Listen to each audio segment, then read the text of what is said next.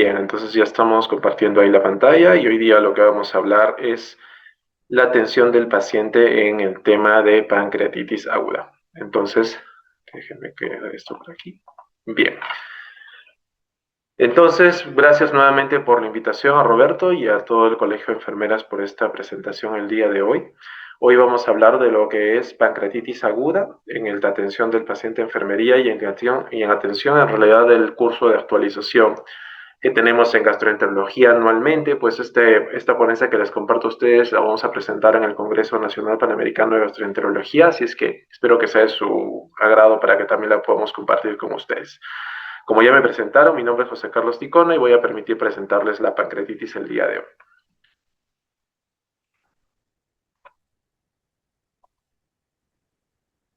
Bien, entonces las guías que las cuales nos vamos a manejar el día de hoy, no presento ningún conflicto de interés para esta presentación. Vamos a hablar de etiología y manejo de las guías de la Sociedad Americana principalmente, la Sociedad Americana de Gastroenterología, del American College y también de la Sociedad Europea, pero también junto vamos a sacar un poquito de la revista de Gastroenterología del Perú, que hace una buena revisión el año 2023 al respecto de la etiología y el manejo de cómo debemos manejar los pacientes en el 2024 y 2025. Entonces, permítanme primero presentarles qué es la pancreatitis y cuál es la etiología. Nosotros definimos pancreatitis aguda como la inflamación aguda del páncreas producto de una noxa o un evento alterado que genera que el páncreas se inflame y genera una alteración del mismo. El páncreas, como bien conocemos, es un órgano que tiene tanto una función endocrina como una función exocrina.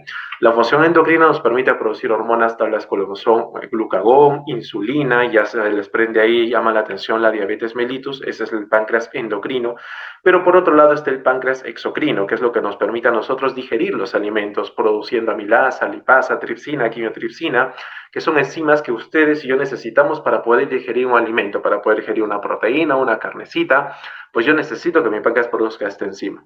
Cualquier daño, por tanto, que haga que mi páncreas deje de producir estas enzimas o haya una alteración en el paso de esas enzimas va a permitir que el páncreas se digiera a sí mismo y genere un daño en el propio páncreas. Quiero decir con esto que el páncreas lo que genera es una autólisis, quiero decir que se empieza a comer a sí mismo y eso genera una reacción inflamatoria en el paciente, generando una cascada de inflamación, llevando a nuestro paciente a un estado crítico o incluso mortal. ¿Y cuál es la etiología? Pues la etiología principal y la más frecuente es la etiología biliar. Cuando yo hablo de etiología biliar, aquí les puse un grafiquito a la mano derecha, permítanme activar si mi puntero láser. Aquí pueden ver a la imagen derecha la vía biliar que conocemos todos, acá está el hígado y aquí está la vesícula biliar.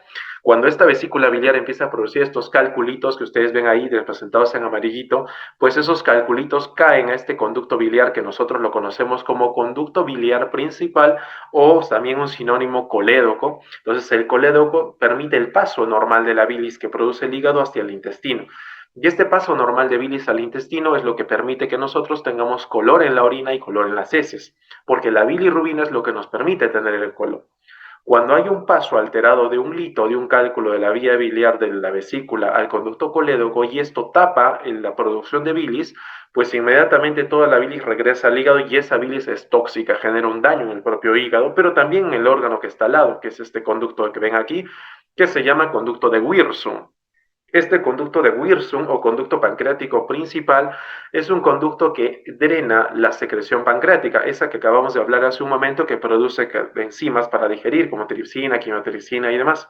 Cuando este conducto se tapa por ese cálculo, entonces las enzimas pancreáticas no salen al conducto normal de Wirsum y empieza a generar esta autólisis que les empezaba a hablar.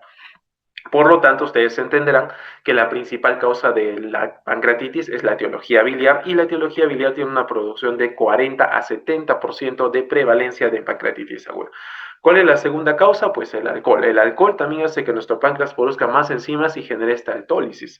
La cantidad de fármacos también, fármacos importantes que ustedes usan habitualmente o que prescribimos los médicos, también nos puede generar pancreatitis.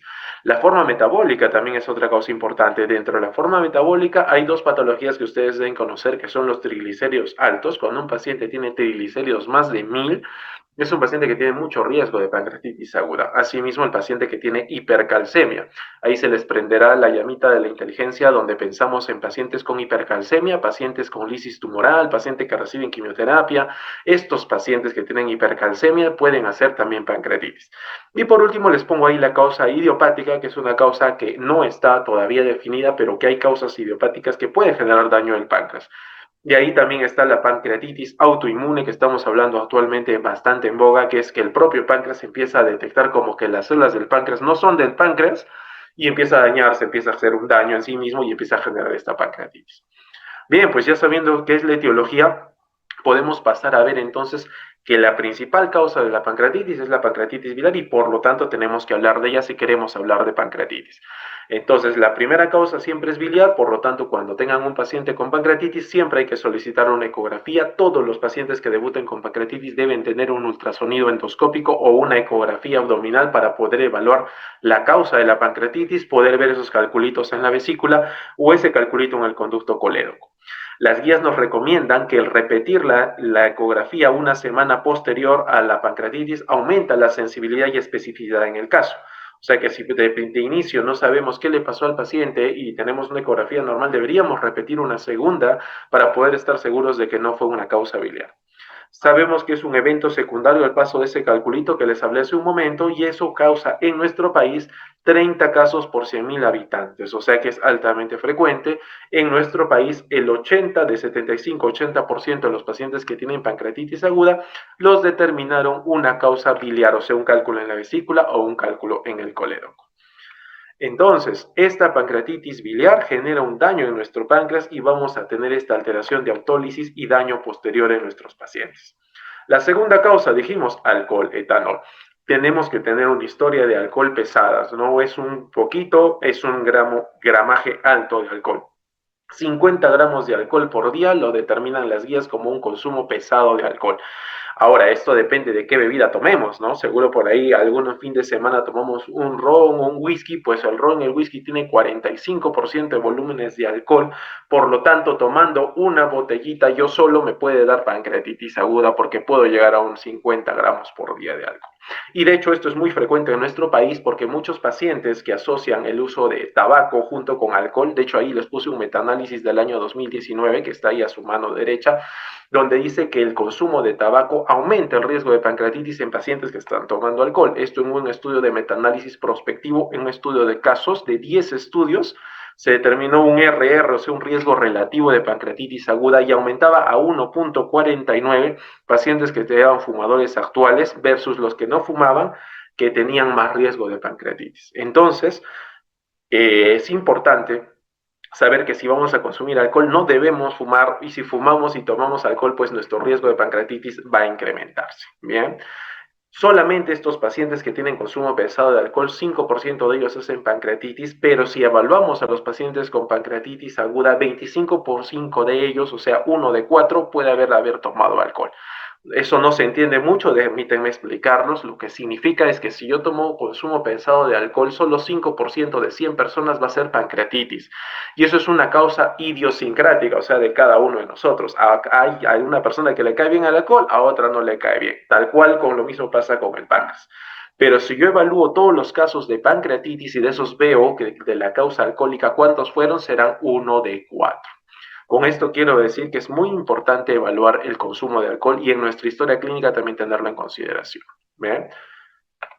Permítanme avanzar la presentación. La tercera causa que les hablaba son la causa de fármacos. Y en los fármacos, así como hay una guía que hablamos nosotros los gastroenterólogos, hepatólogos, de un daño hepático inducido por drogas, o sea que una droga me da un daño de injuria hepática, pues también hay drogas y fármacos que me inducen pancreatitis.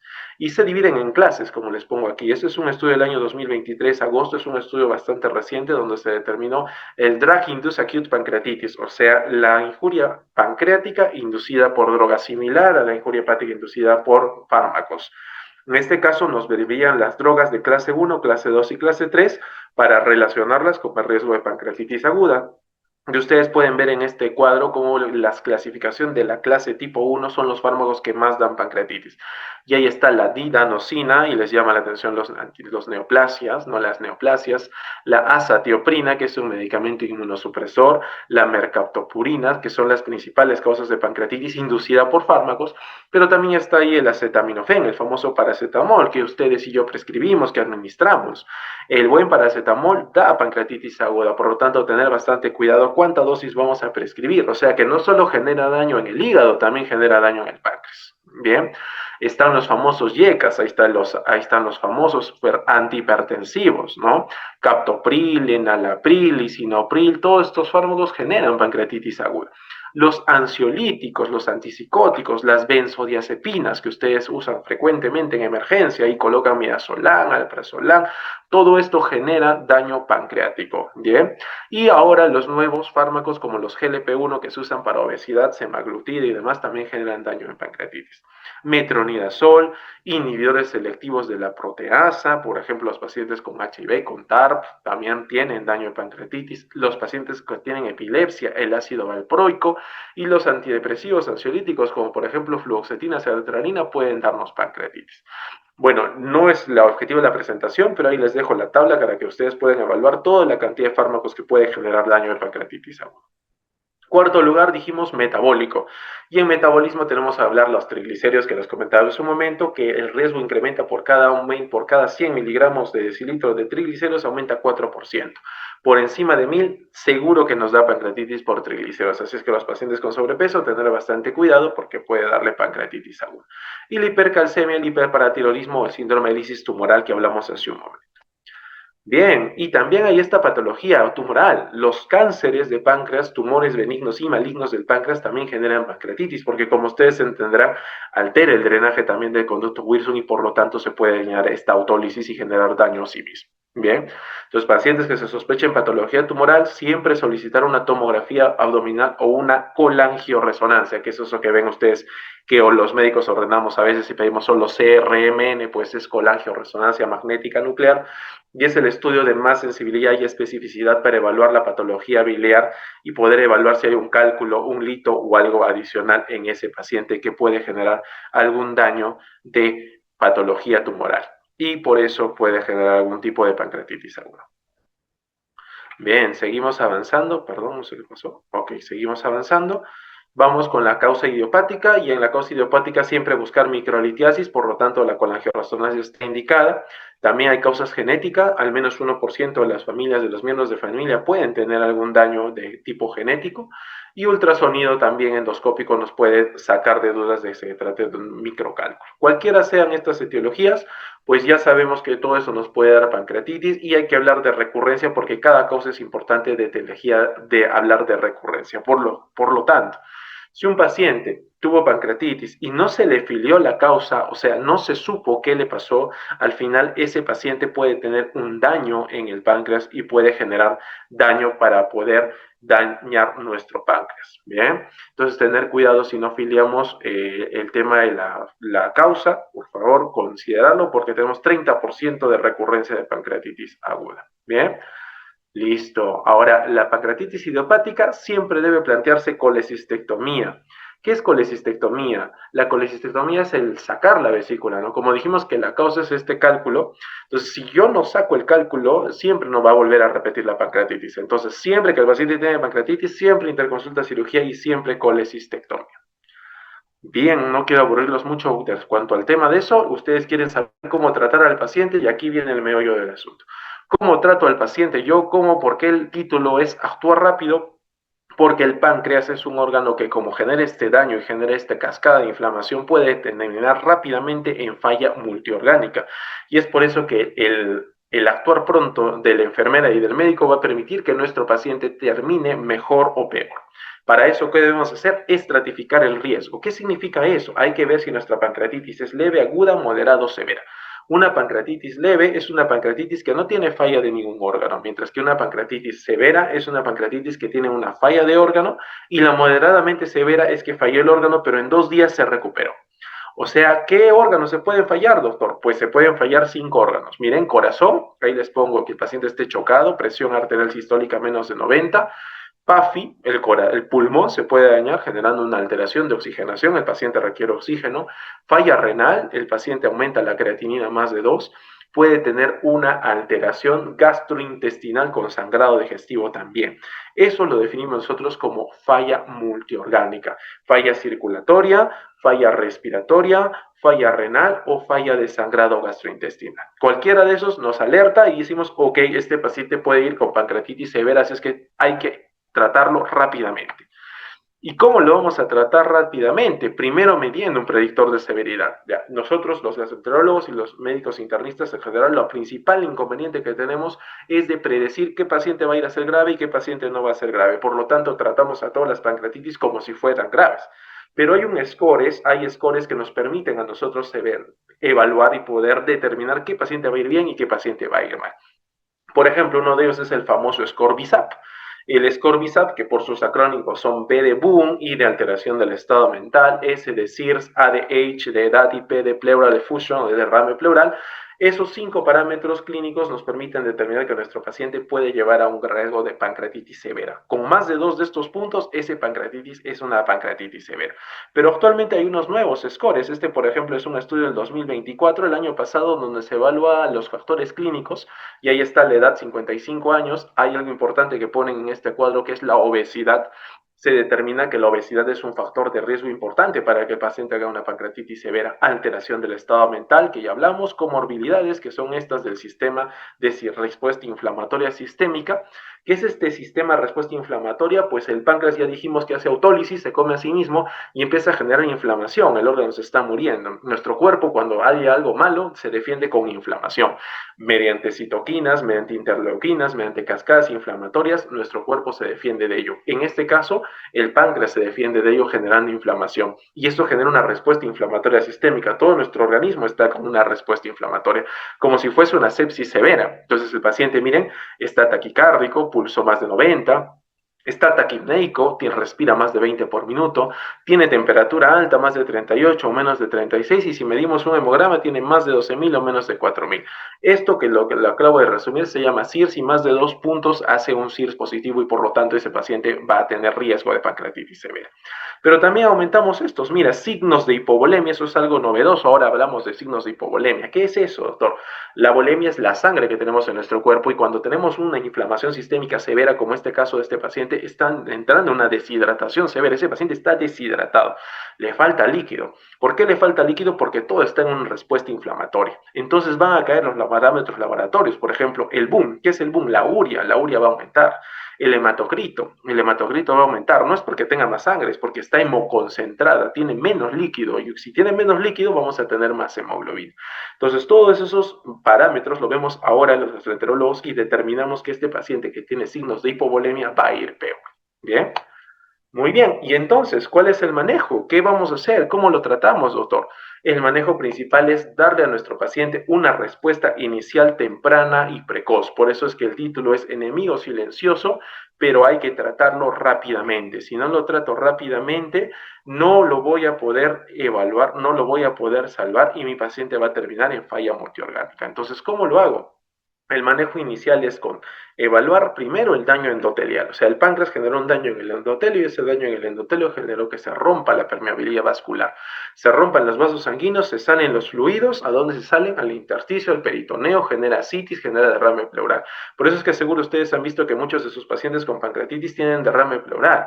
Y hay un adagio antiguo de la medicina que decía, cuando el páncreas sufre, la pleura llora. ¿Qué significa eso? Que cuando hay un daño en el páncreas, las pleuras empiezan a generar derrame pleural y es generalmente en el paciente que tenga pancreatitis moderada o moderadamente severa que va a tener derrame pleural y líquido libre en la cavidad. ¿Por qué? Por esta famosa permeabilidad vascular. Bien, ¿qué va a pasar después? Disminuye el volumen intravascular, lo que les dije, el paciente va a ser como un gran quemado, va a estar deshidratado completamente. Entonces va a haber un estado hipovolémico y eso va a generar necrosis y muerte celular en el páncreas. Y eso va a generar que nuestro paciente pueda terminar en muerte. Entonces ustedes entenderán con esta pequeña diapositiva que si yo le doy al paciente un aumento de fluidos tempranamente, ese paciente puede evitar que llegue esta cascada terrible y puede evitar que ese paciente llegue a muerte celular. Entonces, ya con esto, ustedes podrán entender que la hidratación de fluidos endovenosos que les coloco aquí va a permitir que estos fluidos que salieron del endotelio no salgan y se queden dentro, y por lo tanto mis órganos que están empezando a hacer necrosis, que se están empezando a morir, ya no se mueran y se recuperen. Por lo tanto, mis queridos amigos, la hidratación es el pilar del tratamiento. Si yo hidrato pronto a mi paciente pronto se irá a casa. Así enseño yo siempre a mis alumnos. Entonces, ¿cómo hidrato a mi paciente? Primero tengo que ver qué forma hay que hidratar y cómo hay que hidratar. ¿Ok? Entonces, para eso hay estudios al respecto que salieron entre más o menos 2020 y 2021 que cambió como la forma de ver las cosas de los gastroenterólogos y los internistas, y a partir de este estudio nosotros tratamos diferente a la hidratación. Es el famoso estudio de Waterfall Study, donde se determinó la hidratación agresiva mientras la hidratación moderada en el paciente con pancreatitis. Ustedes entenderán, seguro hay licenciadas aquí un poquito mayores, que antes los médicos decían pancreatitis aguda, métanle 6 litros, ¿no? Cloruro de sodio a chorro, 60, 70 gotas, 90 gotas por minuto. Ok, eso era del año 2021 para atrás. Del año 2021 para adelante, todos hidratamos en forma moderada gracias a ese estudio randomizado, multicéntrico, paralelo, que fue de 18 centros de todo el mundo, donde se evaluaron 617 adultos, y de esos 617 adultos se evaluó cómo se tenía que hidratar. Y se evaluó en una rama hidratación moderada, en otra rama hidratación severa. Ahí tienen el cuadro. A las 0 horas, hidratación agresiva. ¿Cómo es hidratación agresiva? Decían 20 mililitros por kilo de peso. Supongan un paciente de 80 kilos, 80 por 20, 1 litro 600 endovenoso en bolo, y luego 3 mililitros por kilo por hora, que hacía más o menos 6 litros de cloruro de sodio por día. Eso versus una hidratación moderada, que es una infusión de solamente 10 mililitros por kilo y 1.5, o sea, la mitad. Se evaluaron ambos ramas y se determinó que la terapia era igual de efectiva tanto en la hidratación severa como en la hidratación moderada. Pero la hidratación moderada no solo era mejor, sino que miren ustedes, la hidratación hacía que evitar que la pancreatitis moderadamente severa se iba a severa, tanto en la hidratación agresiva como en la moderada. Pero miren ustedes la diferencia. En rojo ven la hidratación agresiva y ven la sobrecarga de fluidos. O sea, este paciente tenía más mortalidad porque tenía edema agudo de pulmón y se moría más que el paciente que recibía hidratación moderada. Y esto, mis queridos amigos, cambió el paradigma de la pancreatitis, y es por eso que ahora hidratamos en forma moderada al paciente y ya no agresiva. Y los outcomes, la salida al final, la conclusión del estudio fue que es igual hidratar en forma moderada que en forma severa, y eso evita que haya falla de órgano y evita que haya complicaciones locales. Conclusión, el resultado, la rehidratación agresiva tiene mayor riesgo de mortalidad y la hidratación moderada es igual de efectiva que la hidratación agresiva. Ojo, la hidratación moderada debe hacerse solo los 2 primeros días que el paciente tenga pancreatitis, luego de eso ya no necesita más hidratación. Seguimiento a quienes, ustedes entenderán, los cardiópatas, los que tienen riesgo corazón, los pacientes renales, esos pacientes debemos tener cuidado con ellos. ¿Bien? Muy bien, ¿y qué solución usamos? Pues hay estudios también para esto. Todo, actualmente ya saben que todo es medicina basada en evidencias, y todo lo que prescribimos debe ser completamente determinado qué dice la evidencia. Y la evidencia dice que el lactato Ringer versus suero fisiológico es mejor usar lactato Ringer porque disminuye más la inflamación, genera menos daño de CIRS, menos ingreso a UCI. ¿Por qué? Porque esta solución lactato Ringer tiene una pH de 5.5, lo cual genera menor activación del CIRS, menor activación de tripsinógeno y por lo tanto menos cascada de inflamación. Entonces, si ustedes pueden usar en vez de suero fisiológico, usaremos lactato Ringer. Muy bien. Los estudios, por ejemplo, acá les pongo 9 estudios controlados, 5 estudios controlados determinaron que la lactato Ringer bajó menos la PCR, menos estancia hospitalaria, menos ingreso UCI, menos riesgo de severidad. O sea, usar lactato Ringer. Muy bien, y me voy a tomar 2 palabras de lo que es mi especialidad, lo que es CEPRE. Como ustedes bien escucharon en la presentación, yo soy subespecialista en CEPRE y esto es lo que a mí me apasiona. ¿Y qué es la CEPRE? Pues la CEPRE es una endoscopía terapéutica, es llegar hasta aquí con un endoscopio, como pueden ver en la imagen, y en ese dibujito de la vía biliar que les dije, trabajar en 5 milímetros, trabajar en esta pequeño ampolla o poro o ampolla de váter, en el cual se canula mediante una guía hidrofílica que mide 0.035, o sea, imagínense como el porte de un cabello. Lo pasamos por la vía biliar y hacemos un pequeño corte, y ese corte me permite a mí poder extraer ese cálculo con un balón de extracción biliar, todo con endoscopía, ninguna incisión abdominal ni laparoscopía, todo completamente endoscópico con un arco en C y apoyo radiológico. Esta CEPRE está indicado en la pancreatitis, en pacientes que tienen colangitis aguda, pacientes que tienen infección de la vía biliar, tiene que ir el paciente a la CEPRE y esta CEPRE en por sí misma va a resolver el problema. Entonces lo que la guía dice es que después de haber tratado al paciente, después de haberle dado la hidratación, lo que debería hacer es manejar definitivamente la etiología. Si la etiología fue el cálculo en la vesícula, sáquenle la vesícula. Si la etiología fue un cálculo en el colédoco, hágale la CEPRE y eso va a evitar que su paciente tenga recurrencia de pancreatitis, por lo tanto, menos mortalidad. Bien. Sin embargo, esta CEPRE en sí misma también genera pancreatitis, entonces hay que hacerle en manos expertas primero, tiene que tener alto nivel de es el endoscopio, la endoscopía terapéutica de mayor nivel, o sea, es la más difícil, por lo tanto necesita mayor expertise, necesita mayor capacidad de técnica, pero no solo eso, sino también necesitamos algunos pasos importantes para evitar que le dé pancreatitis. Por ejemplo, usamos stents, que son drenes, usamos anulación con guía hidrofílica, usamos indometacina rectal, que son medicamentos que van a prevenir que nuestro paciente tenga pancreatitis. Y algo último que ha salido en la literatura hace un mes fue el uso de suero salino helado. Ahora actualmente estamos suero salino helado lo inyectamos donde estamos trabajando en la CEPRE y eso evita que mi paciente tenga pancreatitis aguda.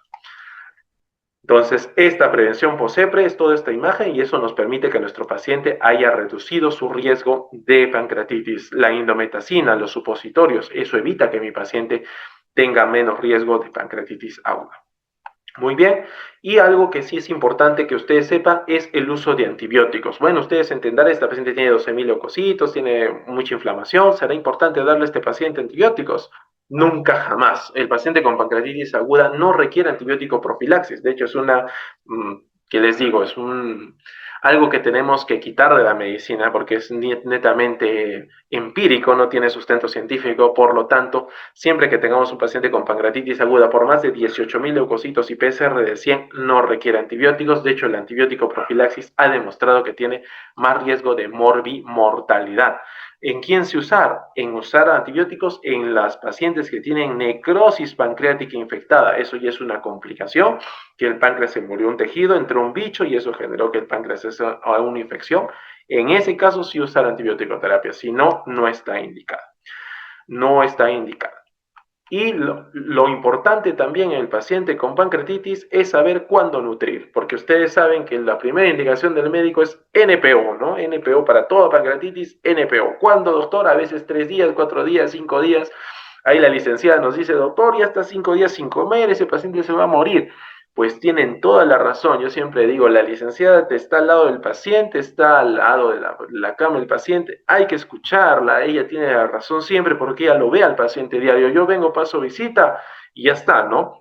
Pero ustedes están al lado del paciente y lo que les preocupa es la nutrición y con toda razón. Se dice que el paciente que se nutre precozmente, el paciente que come rápidamente dentro de las 24 a 48 horas tiene menos riesgo de complicación y menos mortalidad. Mira, a diferencia de lo que se decía antiguamente, ¿no? Esto ha cambiado mucho y se recomienda, por lo tanto, la alimentación oral en pacientes con pancreatitis agudas leves dentro de las 24 y 48 horas según la tolerancia del paciente. Bien, siempre preferir la nutrición enteral, o sea, siempre preferir que el paciente coma y si el paciente no puede comer, pues colocarle una sonda. Y ahí entramos seguro en bastante conflicto porque seguro han escuchado que los doctores dicen, no, sonda nasoyeyunal, llamen al gastroenterólogo que le ponga con endoscopía. Falso, falso, licenciadas, licenciados, doctores, si alguien que me escucha, es falso. Solamente tenemos que usar una sonda nasogástrica. La guía ha demostrado y la evidencia científica ha demostrado que es similar de efectividad colocar una sonda nasogástrica tal cual como una sonda nasoyeyunal. Por lo tanto, no necesitamos que el paciente tenga una sonda nasogástrica o nasoyeyunal, cualquiera de las dos basta. Pero sí, lo que importante es que prevenamos esa mucosa intestinal, que evitemos que ese paciente tenga necrosis pancreática, que evitemos que ese paciente tenga translocación bacteriana, que evitemos que ese paciente tenga algún tipo de daño. Entonces siempre es importante en estos pacientes darle nutrición y darle nutrición precoz. Bien. Muy bien, entonces este estudio, por ejemplo, evaluó qué fórmula hay que usar, polimérica versus elemental, pues la polimérica es más que suficiente, polimérica que tenemos a la mano, ahí está nuestro buen osmolite, si podemos colocar a osmolite en nuestro paciente va a ir bien, va a tener menos riesgo de mortalidad hospitalaria, menos riesgo de sepsis y menos estancia hospitalaria. Entonces, nutrir sí y nutrir pronto. Y siempre calmar el dolor. Calmar el dolor de la pancreatitis es importante porque la analgesia es un pilar de tratamiento. ¿Cómo tenemos que tratar a nuestro paciente? Derivados opioides. 10 estudios aleatorizados determinaron que es mejor usar analgesia en el paciente de tipo opioide versus los no opioides. ¿Y cuáles opioides tenemos a la mano? El buen tramadol, ¿no? El buen tramadol que lo podemos usar petidina, pero también estudios han determinado que el uso de AINES como diclofenaco y ketoprofeno podría mejorar en el tratamiento del paciente, en la analgesia del paciente.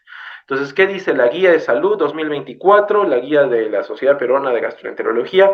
Pues dice que el tratamiento inicial de primera elección debería ser tramadol cada 6 horas, y luego si no funciona, con rescate de tramadol más metoclopramida, y si no mejora, morfina, y si no mejora, petidina, siempre escalado. Recordamos que generan adicción, morfina, petidina, así es que siempre escalado, siempre paulatino, y siempre primero iniciar con tramadol. Entonces, ya saben, mis queridos licenciados, paciente hidratado, paciente bien nutrido, paciente sin dolor, es un paciente que va a superar su pancreatitis, pero no quedamos ahí, sino siempre mandamos al paciente a ser operado. El rol de la cirugía y una colecistectomía temprana, antes de que se vaya de alta el paciente, evita que el paciente se muera. Mira este estudio donde se siguió desde el año 87 al 2012, mira, más de 20 años de estudio, determinó que estos pacientes que no se operaban regresaban con pancreatitis severa, pero los que sí se operaban se recuperaban y no volvían a ingresar. Entonces, siempre aconsejar, siempre decir paciente con pancreatitis, paciente que se opera o se hace CEPRE, no hay de otra forma. Muy bien, pues las estrategias de tratamiento son las que hemos conversado y déjenme darles los mensajes para llevar a casa. ¿Cuáles son las conclusiones entonces del tema de pancreatitis aguda? Primero, que la etiología biliar es la causa más frecuente de pancreatitis aguda, por lo cual debemos sospecharla siempre y, si es necesario, siempre repetir la ecografía luego de una semana posterior. Los scores de severidad son muy importantes y ahí están los que tienen más utilidad para prevenir qué paciente va a ir con pancreatitis severa o qué paciente no. El manejo inicial debe ser siempre la hidratación. Ya saben, Waterfall Study nos determinó que la hidratación moderada es mejor que la severa. 10 mililitros por kilo de peso, 1.5 kilo por hora después. Nutrición siempre, y nutrición precoz demostró menos morbimortalidad en pancreatitis aguda. No existe diferencia entre fórmula elemental versus polimérica, o sea, podemos usar Ensure, podemos usar Osmolay, no hay ningún problema. El rol de los antibióticos no está contraindicado, no está indicado, salvo tenga una necrosis pancreática infectada. La CEPRE está indicada para prevenir que tenga una recurrencia de pancreatitis, siempre usar hidratación, siempre usar indometacina y ahora usar suero congelado, que es lo nuevo que ha salido. Manejar el dolor es importante en el paciente con pancreatitis. Ya saben, a la cabeza primero tramadol, si no responde petidina, metoclopramida, morfina, y AINES también puede agregar, le puedo usar tramadol ketoprofeno, por ejemplo, para calmar el dolor. Y hay nuevas estrategias, yo creo que eso es ya más de especialidad, por eso lo he pasado, pero ahí están antagonistas de canales de calcio, anticoagulantes, probióticos, hormonas, incluso, que estamos en estudio de evaluar qué paciente podría ser beneficiado de ello y qué paciente no, y cómo podríamos hacer que ese paciente prevengamos su morbimortalidad. Pues eso es todo lo que quería compartir el día de hoy. He terminado un poquito antes porque quiero darme 5 minutos para escucharlos, para tener alguna apreciación del respecto o alguna pregunta. Soy todo oídos, muchas gracias por la invitación.